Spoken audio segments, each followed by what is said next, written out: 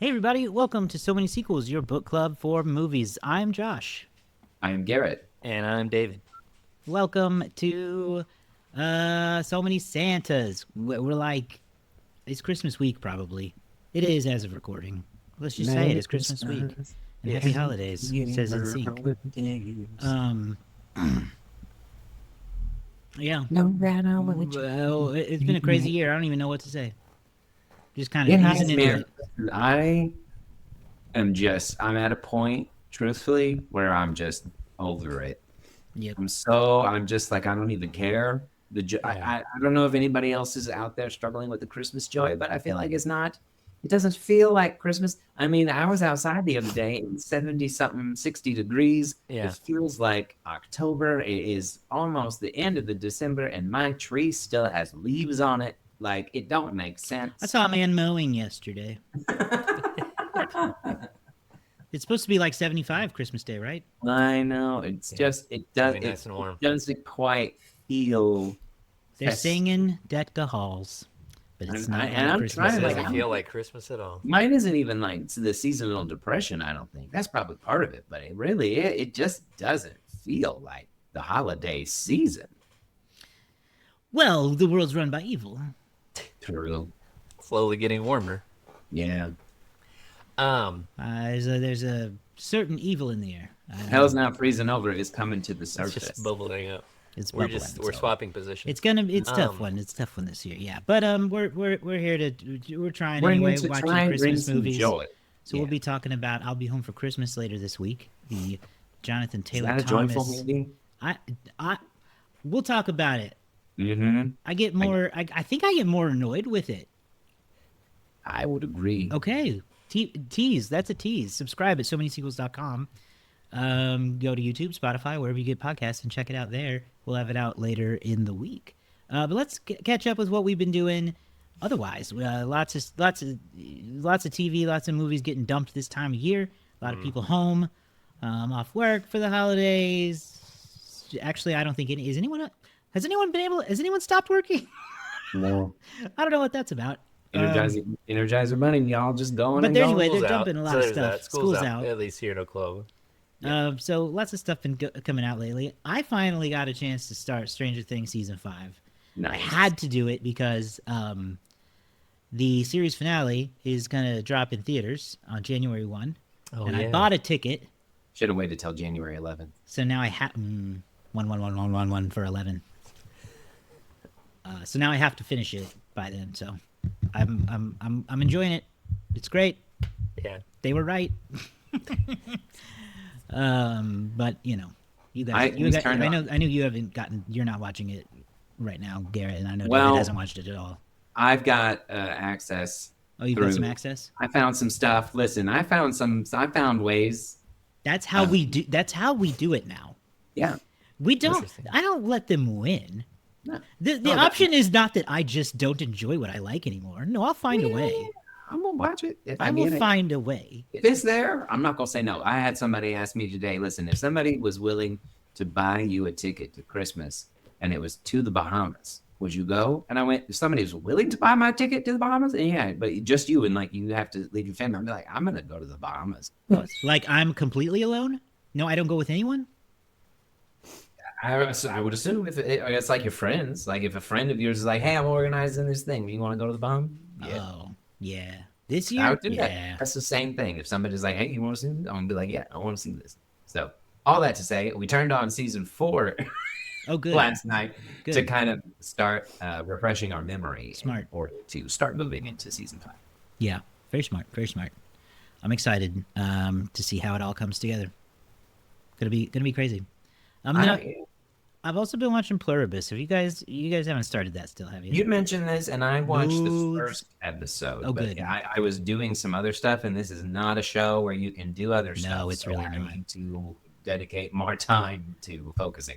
Well, I brought it up. I wanted to bring it up again because the season finale is on Christmas Eve. So I'm fully caught up, and I cannot wait to see how it wraps up. I still highly recommend this show. It has been just a really fun mystery to unravel. I'm sure just from the first episode, from what you did see. Yeah. you can tell there's a lot of what the F going on. So I'm super Pluribus, Apple TV, check that. Ray Seahorn gonna get an Emmy nod?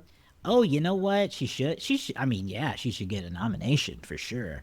I don't see why not. She's just. Good. She's. I mean, she was picking up nods for Breaking Bad or for Better Call Saul, and I That's think true. she's killing just as well in this I world. hope she just wins. I hope she Yeah. finally wins. Yeah. But that's what I've been watching. What have you been watching, David? Oh, I've been catching up on a lot of movies. Big Good. movies, small movies, whatever.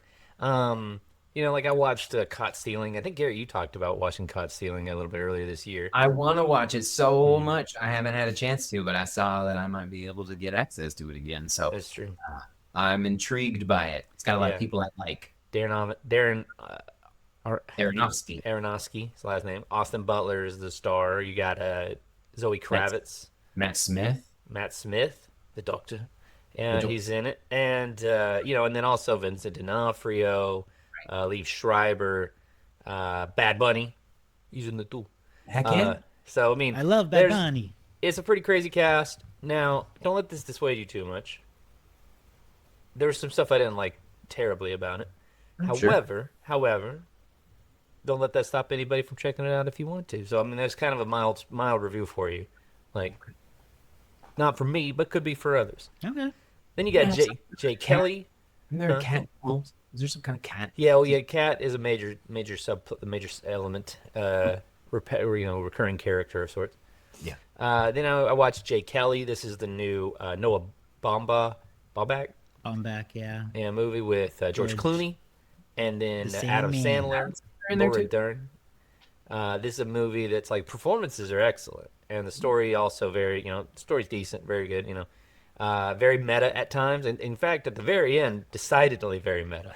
Oh. But yeah, good. A good watch. I don't know if this is going to end up leading any like nominations for Adam Sandler. I think that's what obviously some people would probably push for, but if he were nominated, I think he would deserve it. He was very good in this. He honestly fit so well with Clooney that I'm like, Adam Sandler for Ocean's 14. Let's do it. Ooh. Now we're talking. And then I watched a movie that was a big festival film earlier in the year that made its way to Netflix, and that's Train Dreams, starring Joel Edgerton. It's also starring, I forgot her name, but William H. Macy's in it as well. And it's about a man in the early 1900s who works as like a sort of a lumber guy, and he works on building railroads and stuff like that. And it's just kind of the story of his life, but it's also very interestingly told. I believe it's narrated by Will Patton, who played Coach Yost in Remember the Titans, if you guys remember that. He was also in a bunch of other movies.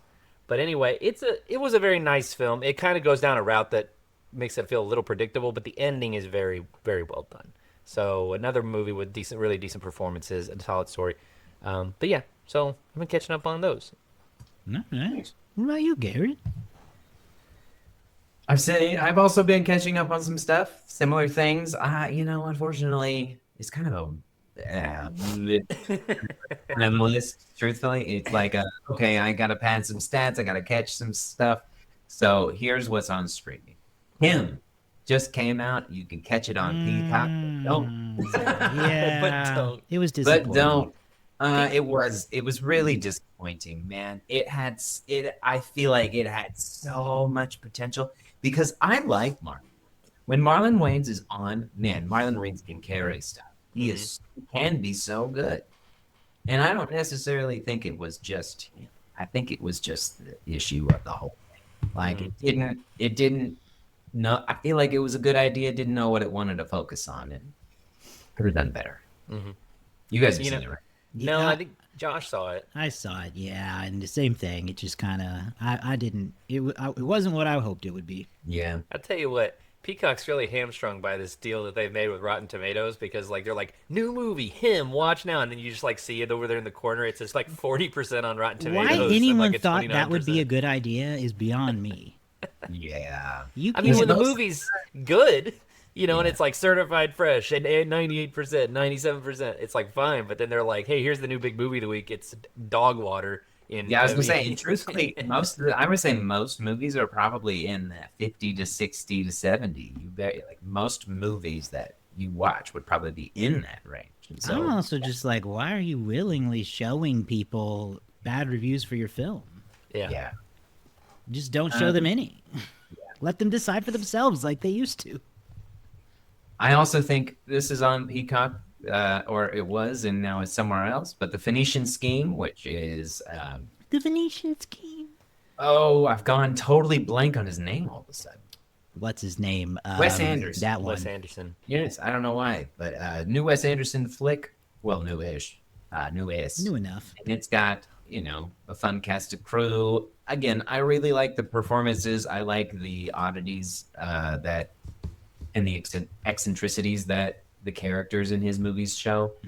Unfortunately, this is just another one where I was like, oh my God, I like what I'm kind of seeing, but geez, I just want it to end. And Yeah.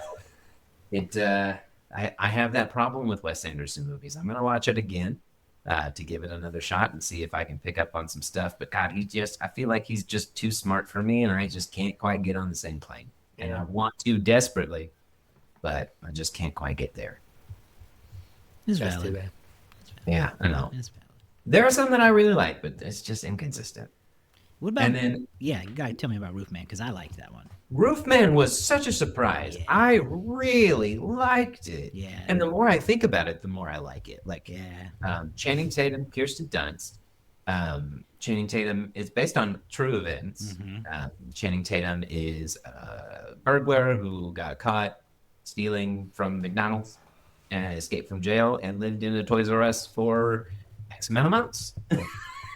On the lam, just kind of running from it, and then gets involved in a small church, finds a nice lady that he builds a relationship with, and it Kirsten was, Dunst.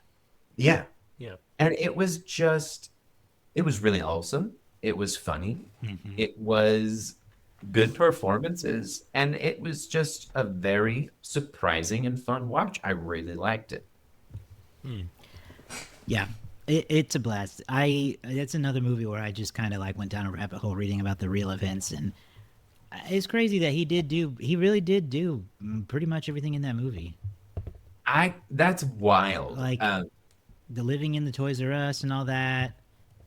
There were some aspects of it that were altered that I read, but it was pretty much that's what happened. Can't believe that. I mean, that is some kind of a crazy story. Yeah. It's just a really interesting situation. So good for them. Channing Tatum, always he's so good. And it's always a surprise, even though it shouldn't be. He has no shame, no fear of doing anything. I mean, there's that scene where he's showering and he's just running buck ass naked up the bikes, jumping up, trying to get back in his hiding spot before Peter Dinklage shows back up, and it is hilarious. Yes, Like he's yes. just so funny. He really did like get involved with like that local church and like all that stuff. Like that was real. He donated toys he stole from the Toys R Us to the kids. Like that was all real. Wow. Yeah, go check out Roofman. That was fun. I didn't know that was streaming. I might watch that again. It's Where's good. that streaming at? I want to say Paramount, but I'm not confident. Can't remember. Cool. Well, let's get into some news. Some big moves happening in the world of movies these days. Just was announced the other day that the Oscars are going to be leaving ABC and Disney-owned properties for YouTube in 2029. What are your reactions to this? Before we get into any details, this is what's happening. They're going to air on ABC for the next few years, but then it's moving to YouTube for free. You will not. It's not YouTube TV. It will be there, but it'll also be on standard YouTube for anyone to watch. You said for free, but my question is for how long? Because that is usually what happens, right?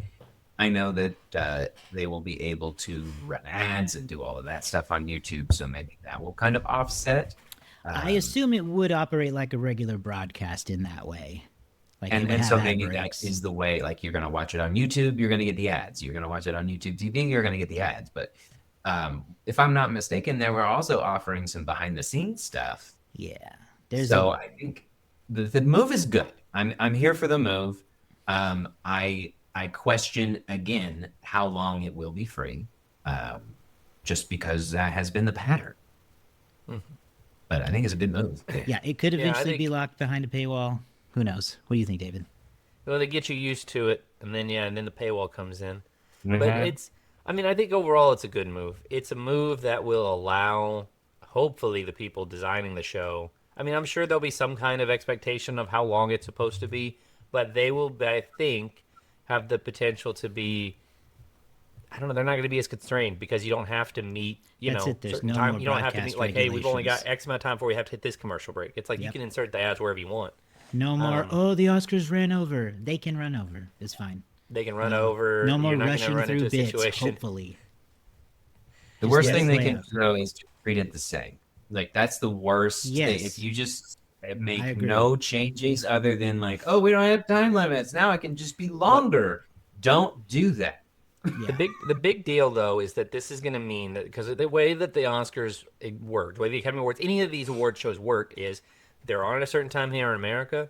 Well, if you're a film fan from UK, from Australia, from any of these other countries around the world, that's an early wake up time if you actually want to watch this thing, or you have to like wait and get everything ruined for you in terms of who wins, who doesn't.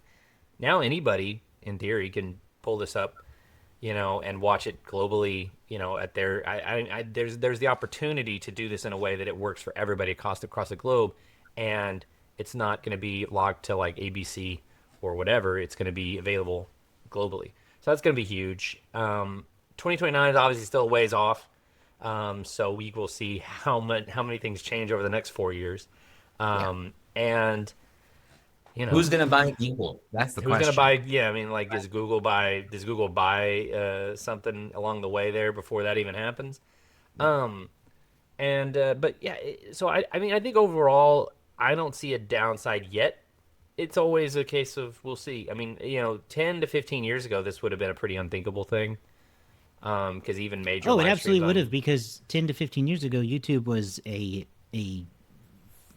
funny video site. Like, Yeah, I to mean, comprehend it as a television destination 10 years ago, you would be it slapped was in the face. still a situation where like even when YouTube did things like I think I remember back like I don't remember what year it was, but the YouTube tried to do like its own year-end awards on YouTube, but with like various content creators doing bits and stuff and trying to celebrate, and it didn't really work. But nowadays, I feel like you could make this work. You could make it happen. I usually every year either watch or just keep a good eye on like the Game Awards that Jeff Keighley hosts, right? And they've been doing that on YouTube for like 4 or 5 years now, and the system works. They do their videos. Yeah.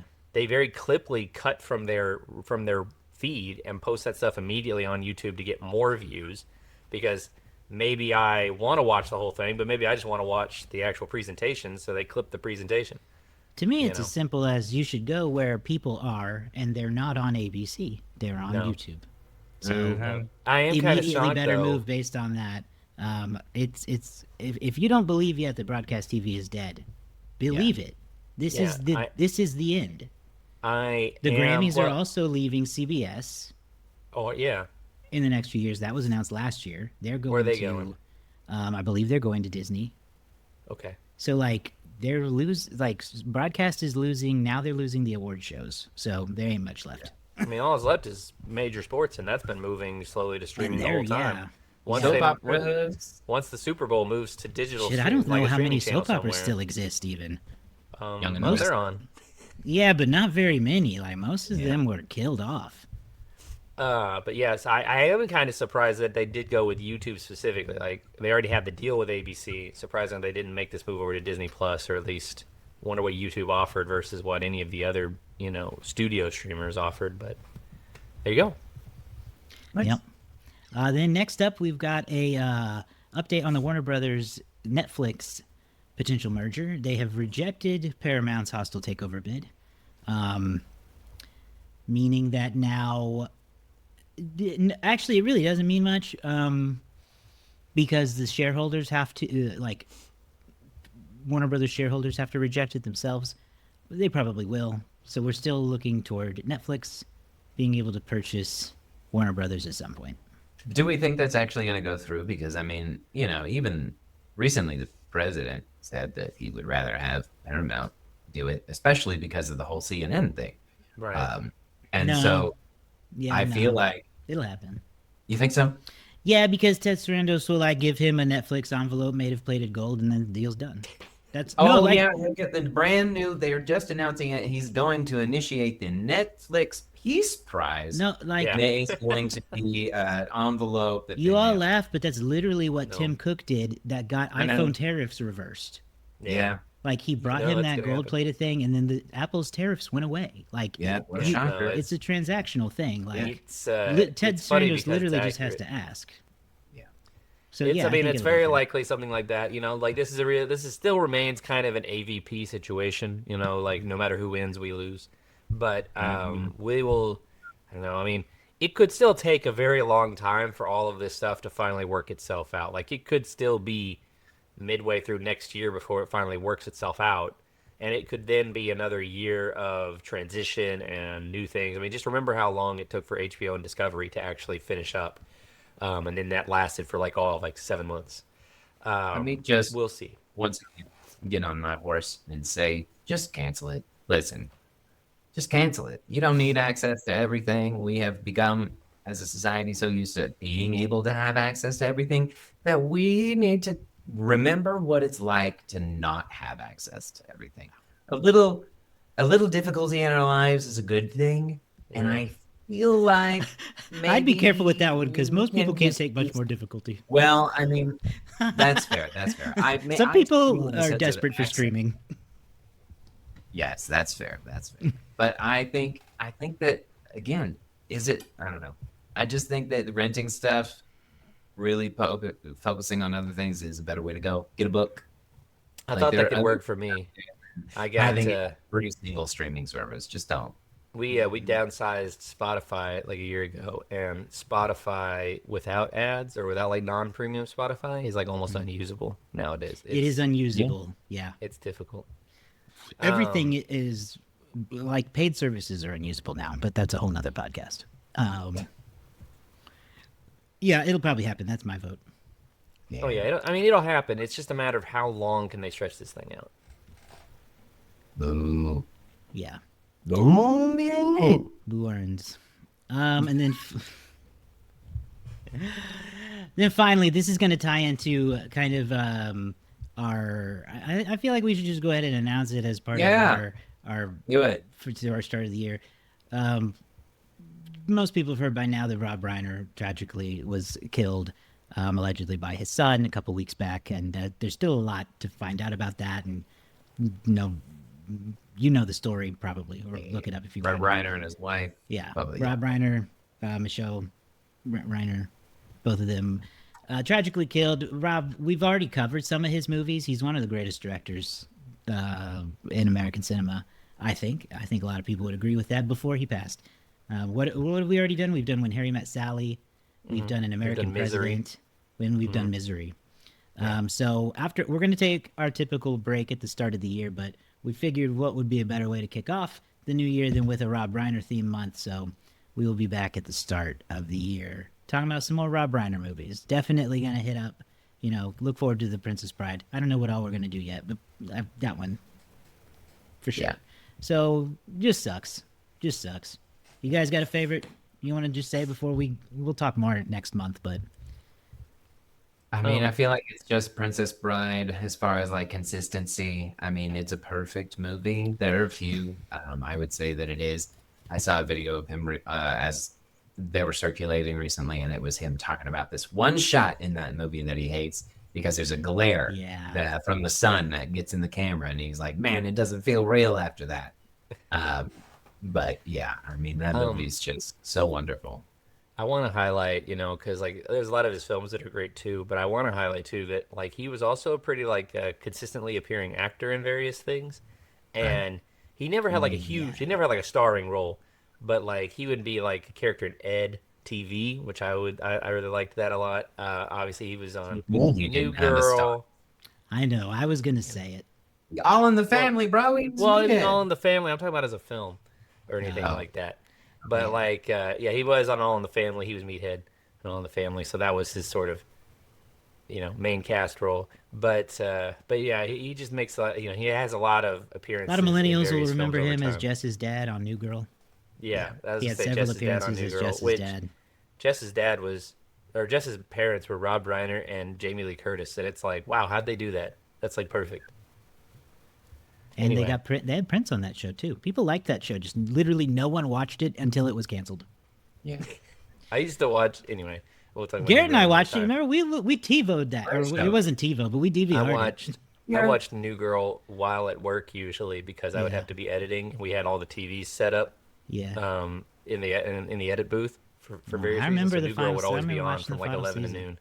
I mean, it was on after the Super Bowl. That's why Prince was on. Yeah. Yeah. It was popular. Yeah. We'll catch our New Girl podcast later. We'll do a New Girl podcast and a Matlock podcast, and we'll kind of like figure out how those two things intertwine. Zoe, come on the show. Do it. All right. That's gonna do it for the news this week. David, what's been the weekend box office to wrap I'll us tell you up what, here? it's been a huge weekend box office. It has. We got 4 new movies topping the list this week. And not Nice. necessarily in the order you might guess, but Avatar: Fire and Ash, the third in the Avatar series, opened at $88 million. That's about 11 million better than the first one, but not nearly as good as The Way of Water, which came out back in 2022. So yeah, Avatar I is feel like back. this movie's not had the marketing, which is crazy to me. Mhm. Maybe I'm just not seeing it, but like I feel like all of a sudden Avatar was out, and I was like, "What?" Yeah, no, it's I have seen It's out minimal now and marketing. everywhere. Yeah, and I've then seen you it, have but in the number 2 spot, David, the story of David and Goliath, and the story of David and Congratulations, Me. David. I made the top I'm so list. proud of you. Interestingly, it brings in $22 million, the number 2 movie of the weekend, for a movie that's kind of a lower budget animated film. That was to me as a surprise. The Housemaid, starring I think Sydney Sweeney and Amanda Seyfried, is at 19 million is in the number 3 spot with 19 million. Rock And then- streaks over for Sydney. seems Yeah, like this it. is not a total bomb yet. And then the SpongeBob movie, Search for SquarePants, brings in 16 million. So in the 4 spot. So kind of crazy though that SpongeBob is a very obviously recognizable character. The biblical character of David is obviously pretty recognizable too. But I'm just impressed that David beat SpongeBob, the Goliath holiday that is season. SpongeBob. Well, Everybody SpongeBob's knows not the me. reason for the season. Yeah. Well, no, everybody's going to see the David situation because they're all going to, they're with the families. Oh, this is a good holiday movie. Let's Well, go and see we it. haven't had a lot of biblical animated movies in recent history. I mean, going back to like the Prince of Egypt's like the last time I remember there being one. Yeah, Anyhow, probably, Zootopia 2 rounds it out with 14.5 in its 5th weekend or 4th weekend, I think. So overall, and so you have 5 films here all making 14 million or more at the box office. So it's actually solid weekend. Nice.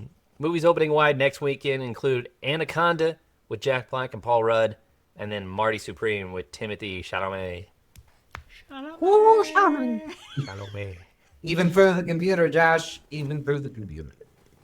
All right, great. Well, that is going to do it for this episode. We'll be back later in the week to talk about I'll Be Home for Christmas. Got a little bit more Christmas fun for you. We're trying to get the Christmas joy in. Everybody knows it feels weird this year, but we're trying. So stick around. We'll keep the Christmas spirit going. SoManySequels.com. Subscribe on YouTube, wherever you get podcasts. And we'll see you guys later.